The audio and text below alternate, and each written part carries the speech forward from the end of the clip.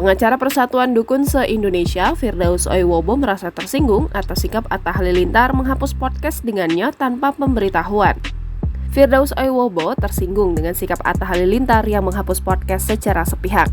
Tak hanya itu, Firdaus Oiwobo menyesalkan ucapan Atta Halilintar yang sengaja tak langsung menyebut jika obrolan mereka di podcast tersebut tidak bermanfaat. Ia mengerti jika menghapus podcast adalah hak Atta sebagai pemilik akun. Namun, Firdaus kecewa karena telah mengundang dirinya, Atta mengundang Gus Miftah. Dirinya merasa ucapan Gus Miftah melukai profesi dukun.